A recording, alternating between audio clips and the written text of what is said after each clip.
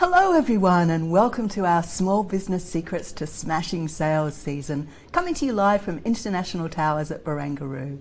I'm Cec Busby, editor of Business Builders, and I'm so excited to have you joining us today for what's going to be a really practical and insightful session. Now, before we get started, I'd like to take a moment to acknowledge the Gadigal people of the Eora Nation, the traditional custodians of the land we're broadcasting from today, and pay my respects to elders past and present. I also extend that respect to all Aboriginal and Torres Strait Islander people that are joining us today. So, sales season. It can make or break the year for many small businesses. Whether you're selling online, running a bricks and mortar store, or juggling both, this is the time when smart strategies can really boost your bottom line. So to help us unpack the secrets to making the most of sales season, I'm joined by e-commerce expert Paul Waddy. Paul's worked with some of Australia's most successful online retailers. He's the best-selling author of Shopify for Dummies, and he's got a wealth of hands-on knowledge about scaling and growing your business. Paul, welcome. It's great to have you here with us. Yeah, thanks, Cec. I'm excited to talk smashing peak season sales. It'll be fun. Excellent. So, Paul, for those people that are listening today that are joining us maybe the first time for one of these sessions, they don't know that much about us. Can you give us like a quick snapshot of how you became an e-commerce expert? Yeah, absolutely. Well, look, people think e-commerce is pretty new, and I guess it is, but I've been at it for quite some time. I'm somewhat, without revealing my age, I had my first online store in 2007. So I was running an online business before Facebook ads were even a thing. In fact, before Facebook was probably even a thing, maybe. So I started back in 2007 selling shoes.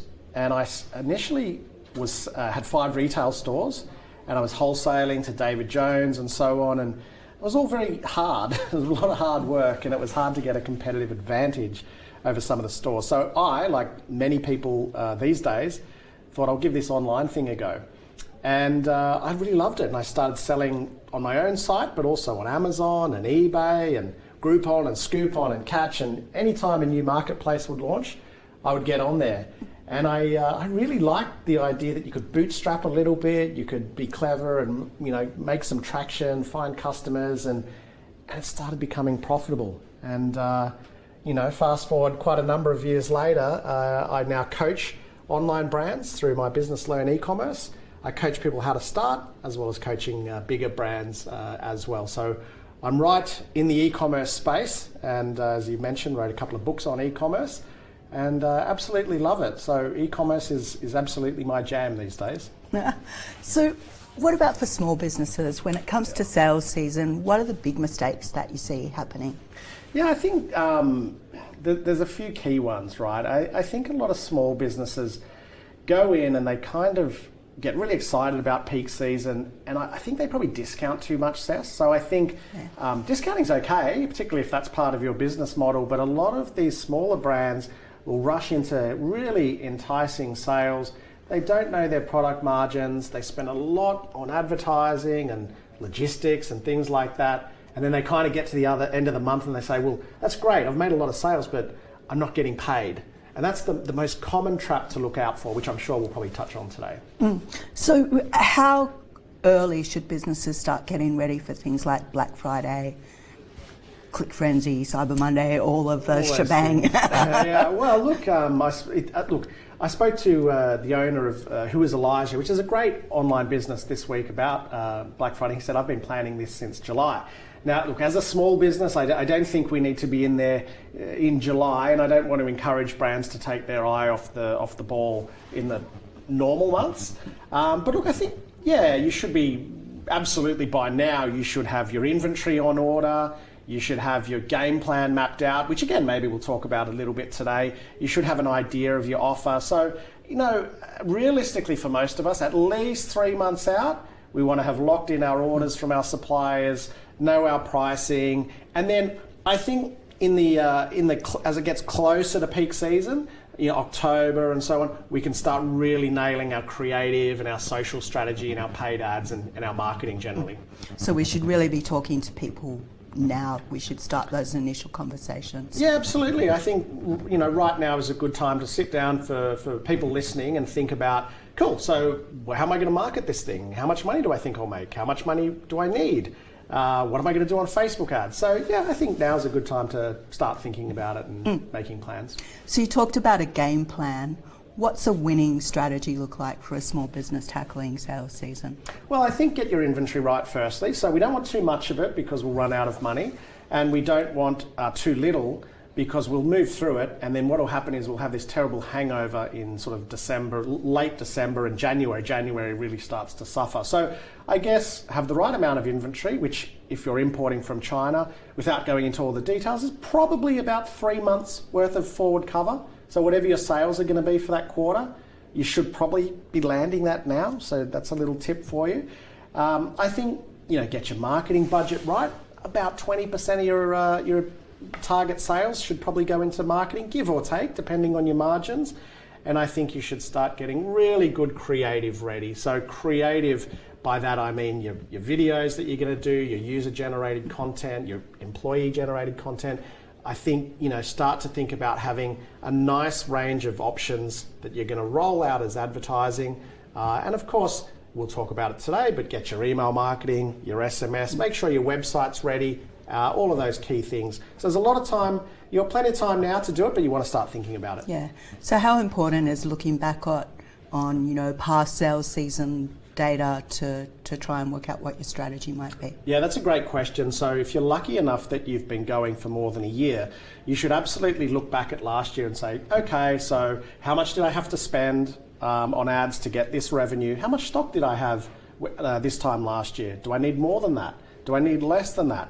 What was my conversion rate? What did I pay cost per click to get sessions? If I'm targeting 15,000 visitors to my site, what were my cost per clicks? If they're $1 a click, I'll need $15,000 in order to generate 15,000 sessions. So you should absolutely be looking back. When did I start it? Did I start it early? Did I start it late? What went well? What didn't go well? If you don't have any data because you've just started, it's kind of a little bit like, well, we're just going to have to see how we go. So always, I think, err on the side of caution. Make sure you've got that 3 months worth of inventory. Make sure, as a general rule, if you're starting out, get excited, but always kind of think to yourself, whatever I think I'm going to make, halve it. Whatever I think I'm going to make, double it. That's the worst case. But if that happens, are you still okay? Because I'm totally aware people are putting in their hard-earned money, they're borrowing. So we really want to put the numbers under the stress test. So what is a good cost per click, or is that like how long is a piece of string? Yeah, I mean, it's a good question. So I think established brands could be looking at, under $1 cost per click across, Meta and Google. It does depend a little bit because you could have creative that's just really fantastic and gets lots and lots of clicks, and that's cheap traffic, but it doesn't convert. So if your goal is to get cheap traffic, you probably can get it 50 cents a click or even less. But you quite often see these sessions spike up from other countries and so on, and that traffic does nothing for you. So if it's good traffic, if you're getting around $1 per click, you're doing pretty well. Yeah. So what about websites? How important is your website at this time of year? Yeah, obviously website's critical. So if you're a small business, conversion rates can vary so much, Cec, because if you're selling, a $50 t-shirt, your conversion rate really needs to be high, like 3 or 4%, because the average order value is low. But if you're selling a $1,000 table, then your conversion rate can be 0.5. So I just want to throw that out there. The conversion rates can vary, and that's okay. But website's important. You want to make sure that it's really just simple to use. I don't think it needs too many bells and whistles. I don't mind features like countdown timers.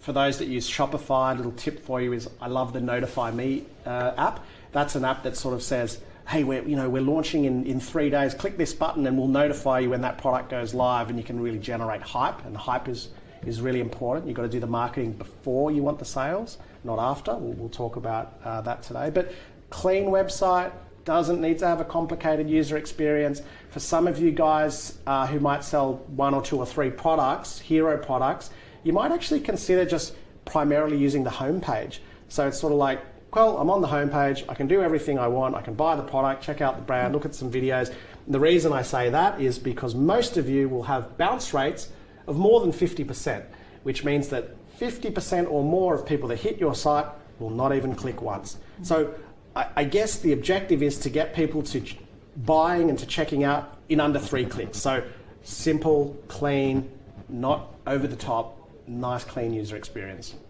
So what do you think is one of the main causes of that bounce rate? Is it to do with user experience? It's too long for them to find what they want and then check out, or is it just their looky-loos? Bit of both. I mean, even the really successful brands out there have 45, 35, 45% bounce rate. So it's sticky beaks. It's easy to go and have a little look online, and obviously. Higher average order value products, people are just nosing around. However, complex things like if I go to your website, I don't want to click around looking for your shipping rates. I don't want to click around looking for your shipping time. So shipping is one. So on your product pages, you should sort of have, great, here's the product photos, here's the price, here's how long it will take us to get it to your door. So you find that every extra click you ask somebody to take, that they'll just drop off.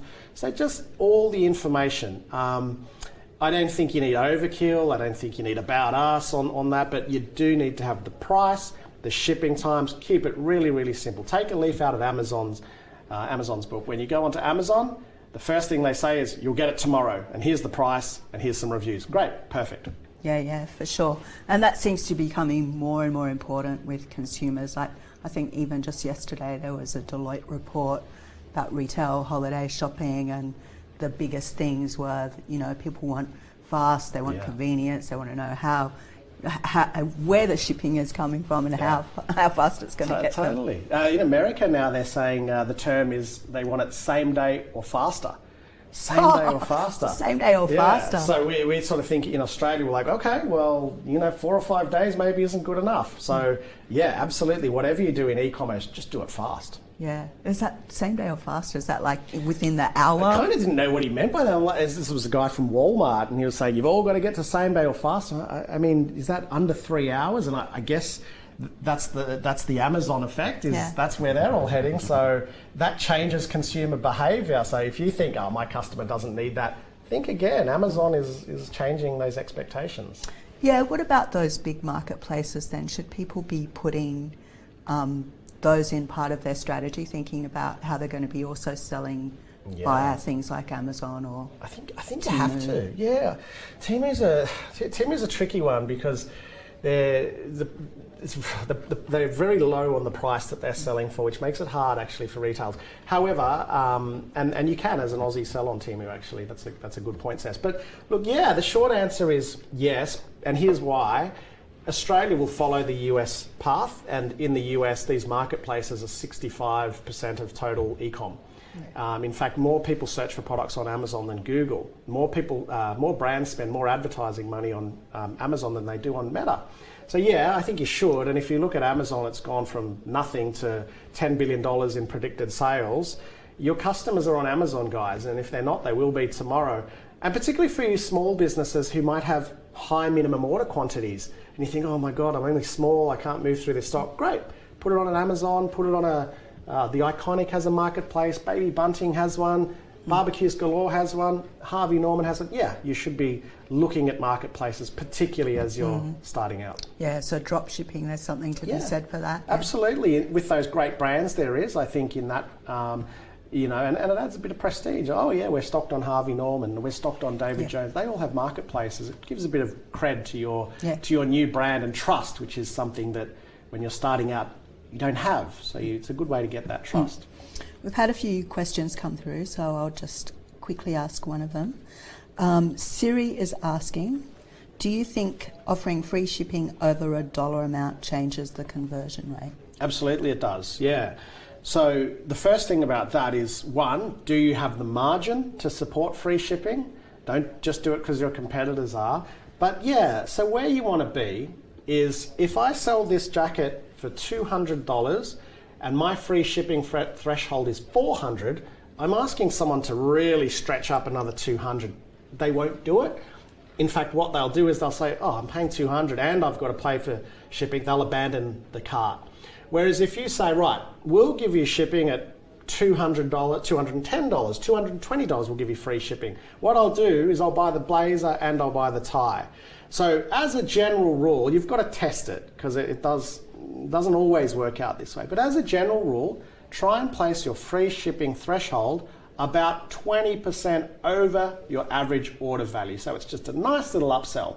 And then make sure you've got some little cheaper products that people can actually upsell to. So just a little bit above your AOV, you should see your AOV go up, and you should see conversion rate nice and healthy.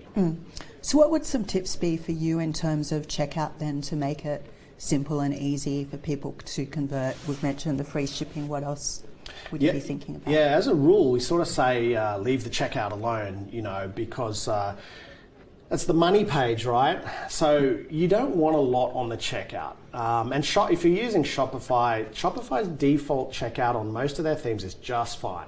So really all you want, again, is local currency, so AUD, but some of you are selling to New Zealand, okay? Make sure you've got an app or you're using Shopify Markets to offer NZD, USD, whatever it might be. Make sure that you've got your shipping times really clear. Right? You might have what's called predictive shipping, which says order today and get it on Thursday. That sort of stuff is great. The right payment options, again, you probably want, if your audience is slightly younger, you might have Afterpay on there, you might have PayPal on there. That's fine. Don't tinker with that too much. Some people say, should it all be one step or 2 or 3 step checkout? Doesn't really matter. Just follow what Shopify has. Nice, clean checkout. We don't want them mucking around too much. We don't want too much information. They're in the moment. Let's make it easy for them.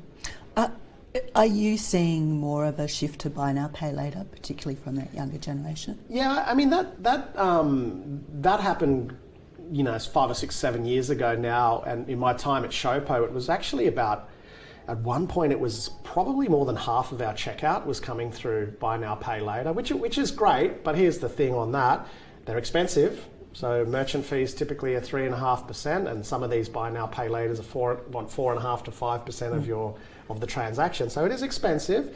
But in my experience, when the customer uses the buy now, pay later, they do spend about 10% more. So it's worth the investment, but again, on a case by case basis. I think if you're particularly aiming younger, Afterpay and these sorts of things, absolutely. But just keep an eye on the average order values. So if we just go back a bit to the website thing, what are the key elements that you think need to be on every e-commerce store in preparation for the big sales season? Well, look, let's talk about the platform first. We want an e-commerce friendly platform, and I like Shopify, obviously, but there's Magento, there's BigCommerce. So for small businesses, in my opinion, Shopify is good because it's DIY. So you could wake up on the morning of your sale and say, oh my God, the discounting was wrong. That happens all the time. What you don't want to do is have to ring your developer or find a developer offshore or something like that. So having control is important. So for that reason, I like Shopify. It's got a nice, clean app store. You don't have to be a developer to understand how to use it. I think homepage is important. So homepage above the fold, which is the top half before you scroll. So really, for anyone listening, that is prime waterfront real estate on the homepage. They're not really going to scroll past that, the majority of them. So put your best foot forward. If you've got a product that clears acne in 14 days or helps you, feel better by doing something or whatever it is, that's where you want to put it. So what you do see there a lot, Cec, is these people that put beautiful photos, but there's no punch. There's no marketing punch. There's no value proposition. And conversion rates are typically 1, 2, maybe 3, 4%. You've got a small window of opportunity. Get them in that homepage and make your value proposition strong. When you do your product page, which is where people buy the product, 6 or 7 product images, even a video is nice. And if you're one of those brands that does really nice gifting, as like wrapping, or there's a nice satchel or a nice box, and a lot of you small businesses do that because you think you're so proud of what you've created. But a lot of you aren't putting the photo there. Put particularly in gifting season, put the photo of the packaging. So great, this is the t-shirt, but here's the beautiful packaging that it's going to arrive in. Because that'll also just kind of sell that experience a little bit. And then again, just keeping the website simple. I don't think you need lots of bells and whistles. Make sure your grabbing email sign-ups. I don't even really think you need to discount to get email sign-ups, but that's okay. And then when it comes to the checkout, kind of leave it alone. Just keep it nice and simple. So simple, clear product information. Take a leaf out of Amazon's book. You know, the t-shirt is an M, the model is 6 foot, like all that sort of stuff. Answer all those questions up front. That's, you know, your job is to answer questions before people ask them, because they will jump off your site in a heartbeat. So just be proactive in answering the questions. Don't be too complex with the website. Should small businesses be leaning into experience? You mentioned the beautiful packaging and stuff. Is that what people are expecting more and more these days from a small business? Yeah, I think small businesses need to stand out. So, you know, small businesses, many are starting out, and you're small, so you want to grow. So you have to take customers off other brands. That might sound harsh, but that's the reality. You're asking people to shop with you instead of elsewhere. So the question you've got to ask yourself is why? Why would somebody shop with you as opposed to a bigger business, for example? Now, you've got to find your special sauce. Now, for some people, that's beautiful handwritten notes, but just remember, that's post-purchase, so it doesn't affect conversion rate. It might help bring customers back, so it's still really important. But one little thing I heard from a little wine business in South Australia, was that in Shopify, they tag, which is really easy, every time someone has hit a certain spend threshold. Or let's say it's their 4th order, or it's their birthday. And what they'll do is they'll get their phone out as they're packing the order and say, hey, Paul here, you know, we just realised your birthday, happy birthday, here's a little gift for you, see you later. Now, that takes a little bit of time, but they said that it increased their repeat purchases quite a lot, and it was also a really nice moment for their 5-star reviews, and it kind of was their little moment to get shareability. So the question for all you guys is, there's no one-size-fits-all approach. It's like, what's special about you? Are you funny? Do you have a nice angle? Do you have sustainable? Could you do beautiful gift wrapping? Make a moment. Don't just sell. Make a moment and find a way to make the customer feel good. And we know that the user experience is all about how the customer feels. It's all about emotion. So how can you stimulate that emotion? And that's a job for you guys to think about, like, what's something a little bit crazy that I could do for my customers? I love that. Be different. Don't be the same as everybody else. Yeah, for sure. No one wants the same oranges, do they? Too hard. No. So I've got a few more questions. Erwin asks, is it possible to get a reasonable result in online marketing without spending, so organic only? Yeah, well, it totally is.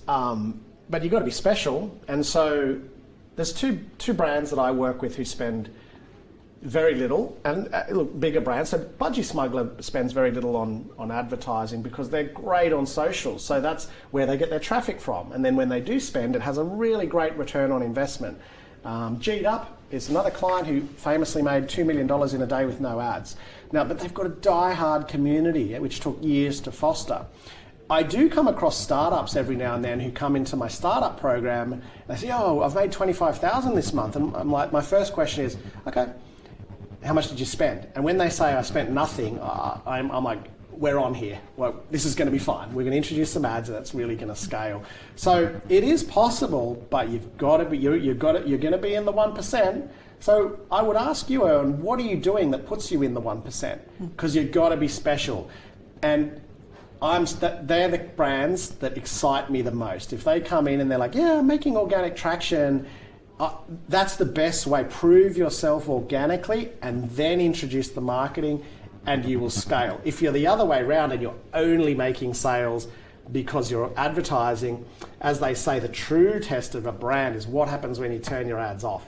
So it's possible, but again, I'd say to you, and I'd say, cool, what are you going to do? Well, hey, you're asking me how to go viral. What are you going to do to go viral? This is great. I love where you're thinking, but what's your angle? So it can happen, and I love your thinking. So this is a bit more to do with your kind of startup side of things. Adsy's asking, if you were to start a business with $1,000 or less, what would be your strategy to bootstrap? And do you think this is achievable? Yeah. $1,000 is yeah, here's what I would do. Here's exactly what I would do. Here's my blueprint, right? So you're never gonna manufacture a product. So if you said, well, I'm gonna go and manufacture these t-shirts, minimum order quantities, 50, 100, $1,000 is gone, gone. So if I had $1,000, I'll tell you exactly what I would do. I would go on Alibaba.com. I would pick out a supplier of small items. I did this actually. I'll tell you exactly what I did. I did lapel pins for men. They were flowers that were satin, and you just put them in there. And I did bracelets for men, right? Beaded. Pretty embarrassing looking back, but it did really well. And so why did I choose that? Because I had no money, right? And you could buy stock. So what that means is Alibaba says, we run a stock service. So you want to look for those ones, which means no minimum order quantity, grab 5, sell them, order again when you've sold those. That's called bootstrapping. I'll buy small, I'll sell those, got a bit more money, I'll buy 10 now. So that's called bootstrapping. You can only do it with small items because you want to air freight them in. You're not going to sea freight and make your customer wait 3 months. So small items can be air freighted. You do it with products that have an over 70% margin, and you do it on products that are a stock service. So I've got a client that does lingerie in that space, another one who does jewelry, as I did, earrings, lapel pins. That's what I would do. Go onto Alibaba today, find suppliers that have in stock, small, 70% margin, and just bootstrap it. So it can be done. Obviously, small outlay, be modest with your expectations, but I like the way you're thinking. It's hustling, it's bootstrapping. I actually like that. So another question, Kaz is asking, what would be your strategy when launching a new niche product? Yeah, we have heaps of these every week in our start program. So I would take a leaf out of the previous question earlier about organic and focus on organic. Because if your strategy is just going to be running ads are a slow burn. They're a slow burn, and you need obviously a lot of capital. So I think firstly it starts with the product set. So when a brand comes to me and says, I've got a niche product, how should I launch it? My first question is, tell me about the product. Why is it different? What's so special about it? I'm like, great. And if sort of you said to me, yeah, it's a nice, it's a range of dresses or whatever, I'd be like, it's too competitive. There's too much supply out there. So if you've got a product that's special, there's demand for it because you've checked on Google Trends and people are Googling it and so on, and there's not too many suppliers. So in other words, limited supply, you'll be one of the only suppliers, strong demand, that's really, really good start. If you do that, as Elon Musk says, I'd rather put all my money into research and development and marketing, because when you develop a really special product, word of mouth kicks in, sales start to come, the product is the key for you. The boring stuff is, allocate 20%, or maybe early business, you want to allocate more than 20% of your target revenue to ads. If you're running ads, do 6 or 7 pieces of different creative. But honestly, when people come to me, if it's a red hot product, I pretty much know we're on here. If they come with a generic product, I know it's going to be hard. Yeah. So try to find something special to begin with. Take your time with that. Like hold a mirror up to yourself. Is this really special? And that's what I always ask my newbies. I always say, cool, what's your angle? And I always say, if you're on Shark Tank pitching for $1 million now and you've got 10 seconds, what would you say? And 90%, 95% can't get it out in 10 seconds. Like, cool, consumers on socials, they'll give you 1.5 seconds. So you got to condense that message, be tough on yourself, keep finding that special product. Doesn't have to be a brand new product, could be an old product with a modern twist. Doesn't always have to be a new product, probably has to be a better product. So getting back to the marketing side of things, we've talked a little bit about social and cost per click and things like that, but what about the old-fashioned, old-school email marketing? Obviously there's still a place for that, and what do people need to be doing ahead of sales season?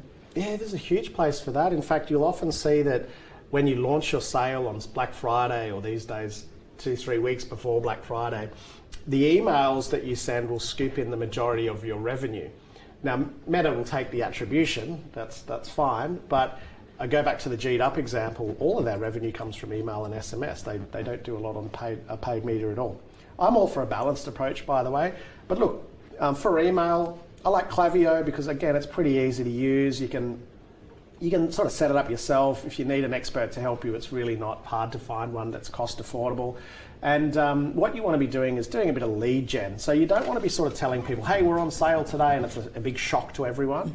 particularly if you've got a higher average order value. So you want to be teasing it out and sort of saying, hey, on sale in 7 days, hey, the time's nearly here, and you really spruik that with email. So what your job is, particularly for you small businesses, is get lots of people signed up to your email address. How do you do that? Well, you might say, Cec will give you early access to our sale, 24 hours before everybody else. You could give a discount, fine, that's okay. If your margins are there, sign up and get a discount. Some people say, sign up and go in the draw to win anything from a pair of AirPods to a holiday. So that lead gen stuff is really, really important. So you do want to come into that period with lots and lots of email subscribers. It's a period where you can send 2 or 3 emails a week, and that's okay, as long as the content is fresh, new deal today, or here's something highlighting this product. SMS, you don't want to overdo it. I typically, I'll probably do 2 SMS usually, one the night before, don't forget we launch tomorrow, and then, hey, we've launched, we've gone live. I'll probably then keep 1 SMS up my sleeve for the end of the sale to say, don't forget, last day, we're ending in 24 hours. What kind of cost are businesses looking at for that? Well, yeah, I mean, they have gone up. That's the thing. So that's one of the feedback that I do get a lot, is that some of these email programs are starting to get more and more expensive. So look, I think you're looking at about $500 a month at a basic level for some of these bigger platforms. But again, and SMS is more because you're paying for every SMS. So that's a really good point, that if you're going to send an SMS once, when you send the second one, just exclude everybody who's already purchased so that the list gets smaller, because you are paying per recipient. SMS can creep up on you, but has very good open rates, more than double the open rates of email. So, wow. So SMS makes sense because we're glued to our phones. But yeah, I think if budget's a thing, Shopify has its own email, so you can actually just spec it down. It's a little bit basic, but you could essentially spend nothing on email if you wanted to just use Shopify's native email. And if you're starting out, that's totally fine. I don't think you need all the bells and whistles as a small business. And going back to social media, obviously that can really chew through your budget really quickly. What would be some advice to make sure that you get the most bang for your buck then? Yeah, I think if you are going to run ads, you're going to need at least 7-8 different sets of creatives, so different, videos or static. And static still works, video works. You've got to test it, guys. You've got to see what works for you. Interesting to hear that some brands are using EGC, employee-generated content. I've got clients getting amazing results out of that, which is kind of exciting for small businesses because you don't have to pay an influencer. You don't have to. A lot of my brands, kind of the ads that perform the best is like shot on an iPhone. It's of founder-led content, or it's one of their employees being silly or whatever. And using the example of, again, Adam from Who Is Elijah, the best performing ad from them last year, and they did something like $3 or $4 million for the period. They had an employee saying, here's 2 perfumes, here's my favorite one, this one smells like this, it's going to be on sale, bang, their best ad. And you sort of think that's equal parts encouraging and equal parts frustrating, because all the money that you spend on creators and influencers, and then the answer is kind of right under your nose. So go start with 6 or 7 pieces of creative. If you're a bigger brand listening to this and you're in the millions in revenue, you're probably going to need, you're not going to want to hear it, but you're probably going to need about 300 or 400 variations. But again, 30 to 40 different pieces of content for your bigger brands. But don't start with 2 videos or 2 statics. You're going to make it too hard for yourself. You've got to be prepared to test stuff, because it fails, move on to the next one. Keep looking for that winning creative, and film yourself. People ask me all the time, but I don't want to be on camera. Okay, but can we agree that someone needs to be on camera? Find an employee, find a friend, find your partner, do something. I think we have to accept that if we want to be a really good e-commerce brand, we've probably got to be really good at socials. Yeah, for sure. Like, people want to see the person behind the business these days, definitely. And it's easy. Just the iPhone is out. Look, we know that Instagram and TikTok prefers lo-fi content. So again, that's a low barrier for us startups. So you should be excited by that. Don't shy away from it, but get deliberate about it. Treat it as though you're making a TV program. What am I going to do on Monday? What am I going to do on Tuesday? I'm going to go live on Wednesday. Don't be generic. What's some weird and wonderful stuff that you can do on socials? I would actually say to everybody listening to this, if you, in 12 months' time, could all find 10,000 followers on socials, on Instagram, for example, and I don't mean bought followers. So rather, if you find 10,000 followers, you will win. So I say that because I want people to think less about selling, what have I got to do? Get that out of your head a little bit and think, oh, how could I be a really good follow? Like, why would people follow me? If you do that and you nail that 10,000, you'll be just fine. So focus on the quality. How can I be a really good follow? Well, that's a good tip, right? So a guy asked me this last week. It's a good question. He was selling surf boards and surf clothes and stuff like that. And I think, Byron Bay area or something like that. And he said, I post my surfboards and they don't sell and stuff. I said, no, wrong idea. Like, what's your angle on socials? He said, well, I just post my products and then every now and then I go live. I said, no. Why don't you be the guy that searches for Australia's best hidden beaches, posts about the world's best hidden beaches? Why don't you strap a GoPro to your surfboard and be the guy that catches waves with the GoPro? Like, do you remember the Jack Russell on the front of the surfboard? Think bigger, elevate beyond this, like my socials don't work. Be the follow that, doesn't necessarily sell surfboards. But is that okay? Yeah, it is, because who's following you? Surfers. They'll find their way to your products from there. So you might sort of say, what am I really good at? Am I a sustainable brand? So I dedicate my page to sustainable hacks around the home. Am I a travel brand? So I dedicate my socials to being like a bit of a social version of Getaway. Whatever your passion is or whatever your brand is about.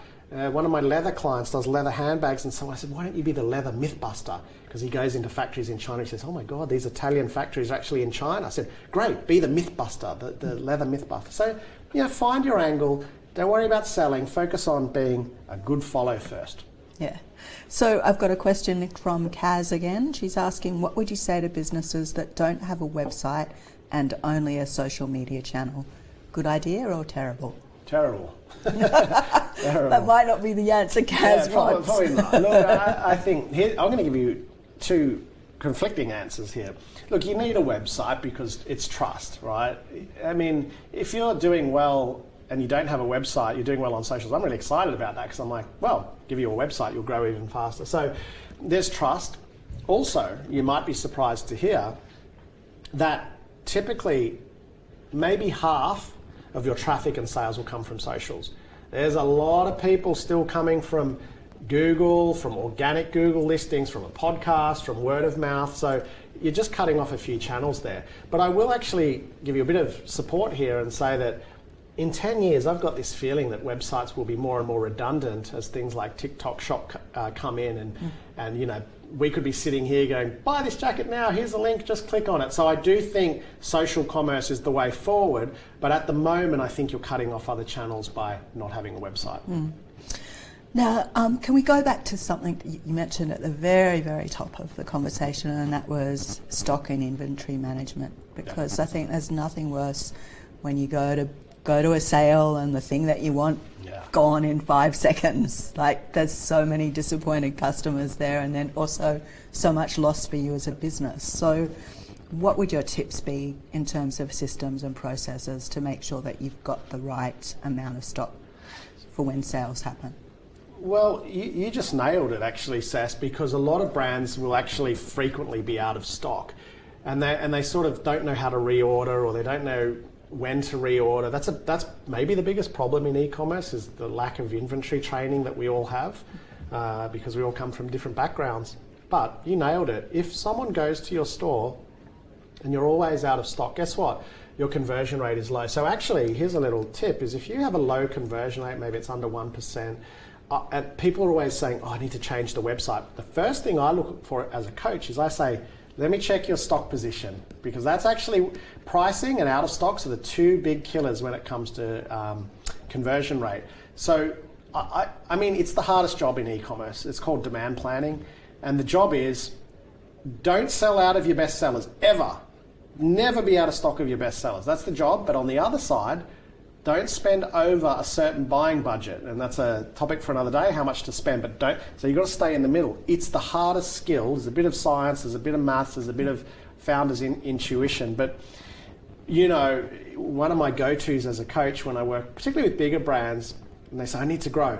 One of the first things I do is jump into an ABC report in Shopify, and I can manipulate that to show me how much revenue they're missing each day through having out of stocks. I've seen that number, obviously with bigger clients, be as much as 350,000 in a month. Whoa. And so in those businesses, my job's quite easy. I say, well, let's build up your inventory holding, which we're doing with a brand right now, and the sales have gone exponentially. So it's a really good point. If you're on Shopify, check your grade A stock. Do not sell out, ever. That's your challenge. It is a conversion rate killer. Mm. Now, what about discounting as well? How low should people go? Like, there's obviously their margins will take a hammering. Yeah, well, that's a really big problem as well. Most people don't know how to calculate their margins. That's the first thing we teach in our groups because, hey, you might be selling fashion, but you're in business now. In business is all about unit economics and margins. So first thing I'd say is you can't discount if you don't know your margin. So let's stop there and we'll say let's work out our margins first. Right? How much to discount? I've seen frequent discounting damage brands. And what I mean by that is the customer's not silly. We're all the same. If we see our favourite brands on sale every 2 or 3 months, we just wait. Unless it's urgent, we just wait. So you do actually see these big drops in sales and then they lift and then big drops. Quite a stressful business to manage. So if you get a discount a lot, just be wary or you'll have an up and down business. And someone said to me, a very well-known brand owner, inboxed me on Instagram and said, no, that's not the case. Discounting's all right. And I said, absolutely, discounting is all right if that's your strategy. Coles does everyday low pricing, ELP. That's your strategy. However, if you're the brand that goes around telling people, hey, we've got the best jackets, they're premium linen, they're this, they're that, and then you're going, hey, 40% off. Is that the right message? You know, all of your other marketing is undone. It's a conflicting message. So I think be careful discounting.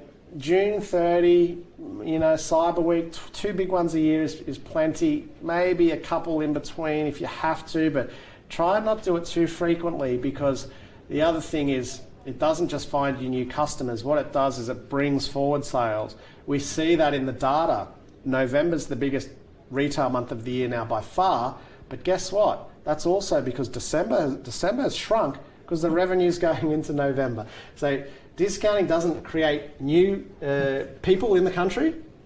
It just brings forward the velocity of people that we're going to buy from you. So it's okay, but know your margins. Don't go telling me you're going to do 20, 30% off. And if I say, cool, where does that leave your margin? You must know the answer to that. It's the fundamentals in business.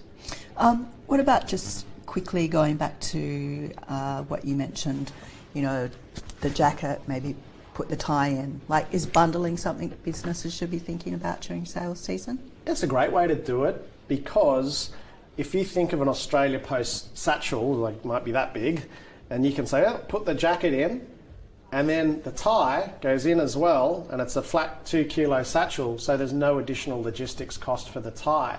So yes, you're giving a discount, but the customer's spent more with you, which is nice, but also you've saved money on the freight costs. So I actually think that's a really clever way, particularly for you guys that are selling lower value items under $100. Rather than discounting your $50 t-shirt, why don't you, instead of making 3 for $150, think about, 3 for 110 or something. So bundling is a fair spot. The consumer gets a saving, but you make a little saving on the freight and your average order value goes up. So I really like bundling as a strategy. I think it's fair on the customer and fair on you. I can't believe that we're pretty much out of time. So just one last question, which is, what trends do you think will be shaping sales for the coming year? I think, as scary as it is, Sess, I think brands are going to go earlier when it comes to things like Black Friday. So I think you're going to see Black Friday start in week 1 of November, which is crazy to think about, but I know that's going to happen. So you have a decision, gee, do I go that early and be on sale for a month? If you do, just be mindful that take the next month off because sales are going to be low. Or drop a brand new product the following month to like rekindle that love. So you've got to make a decision for your own businesses. Am I going to go long like that? that's a bit of a slippery slope. Or am I actually going to buck the trend, and I'm just going to do, 20% off for 20 minutes and something a little bit crazy. So, make money. Making money is not making sales. It's what you pocket at the end of the day as a small business owner. So learn from last year. If you ran it last year and your wallet didn't grow, it didn't work for you. So take your eye off top line revenue a little bit. Kochie would be happy to hear me say this, and focus on putting a bit more money in your pocket. If you are a small business, use what you have to your advantage, which is your iPhone. Get out there. And a little tip, actually, I would love to see you guys do is if you're selling, a lot of startups are selling makeup and beauty products, hit the streets. Get people out, especially perfume, things like that. Hit the streets. Burke Street, Pitt Street, Rundle Mall, hit the streets, give away a bit of product and film people trying your product. They'll ham it up a bit for you for the camera, and then you can run that as free content across TikTok and Instagram. People are so afraid to hit the streets, but like when I started my business lugging shoes around the streets of Australia, you've got to do the same with your content. So nail your content game this Cyber Week or this peak season, and that'll certainly help your marketing efforts. Thank you so much, Paul. So much great advice there for everyone that was joining us today. Once again, I'd just like to thank Paul. He's provided some fantastic insights, and I know that everyone watching is going to be walking away with loads of practical strategies that they can put into action.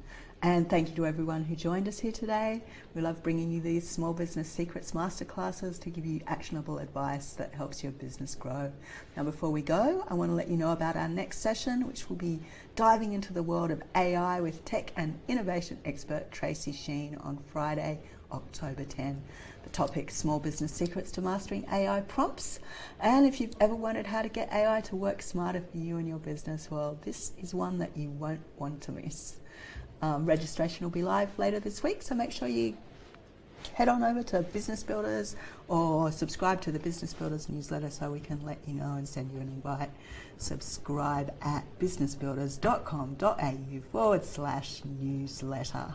That's all of the nitty gritty from me. Thank you again, Paul. Thanks, Thank you everyone for joining us. Enjoy the rest of your afternoon, and here's to smashing your next sales season. See you next time.